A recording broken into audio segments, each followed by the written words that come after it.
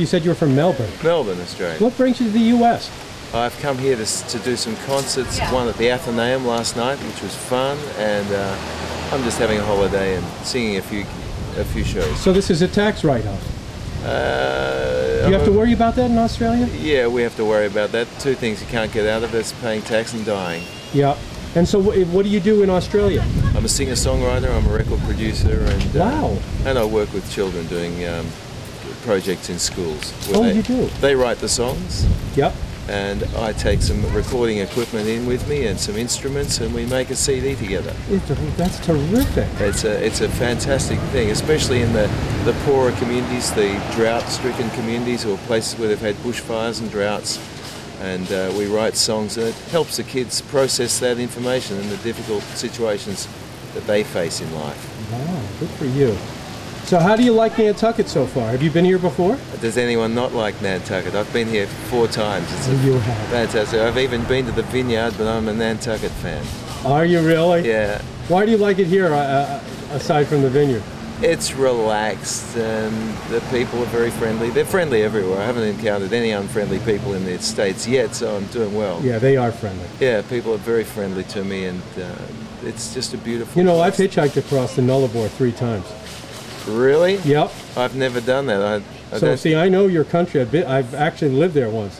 Oh, that's fantastic. I love it there. It's beautiful. Western Australia is wonderful with the wildflowers. That's where I live. Yes. Yeah, I loved it. Yes. Absolutely. So you just sang at the Athenaeum. Yeah, it was great, and the crowd were very receptive, and they were singing along with all the Aussie songs that they'd never heard before, but they picked up on them and very enthusiastic. Well, terrific, and I'm really pleased that we got a chance to sit here and have you play us a song or two. My pleasure. Go for it. Okay, I'll sing a song about Australia's most famous bushranger, a guy called Ned Kelly. Oh, and yeah, I know Ned. From the famous movie, well, there were 2 movies. There was one with Heath Ledger, and in the 60s there was one starring Mick Jagger. Not so good. But the Heath Ledger one was sensational. He was an Australian actor, of course, and this is about Ned Kelly.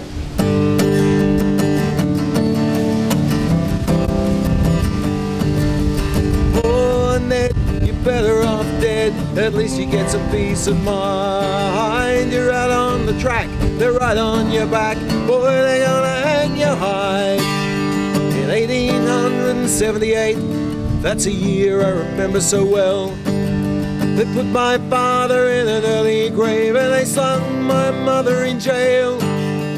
I don't know what's right or wrong, but they hung Christ on nails. 6 kids at home and 2 still on her breast that wouldn't even give her bail. And we sing, poor Ned, you're better off dead, at least you get some peace of mind. You're out on the track, they're right on your back, boy, they're gonna hang you high.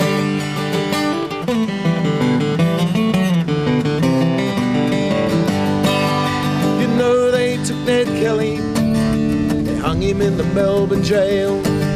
He fought so very bravely, dressed in iron mail, and no man single-handed can hope to break the bars. It's 1,000 like Ned Kelly, who hoist the flag of stars, and we sing, poor Ned, you're better off dead, at least you get some peace of mind. You're out on the track, they're right on your back, boy, they're gonna hang you high.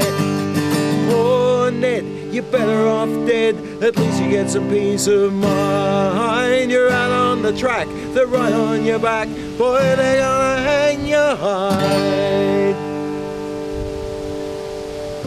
Did you write that song? No, it's a traditional Australian song. I was going to say, my God, that is a great tune. All the audience at the Athenaeum was singing it, had everyone singing at the top of their lungs, and most of them had never heard Ned Kelly. Well, what's the real story behind him?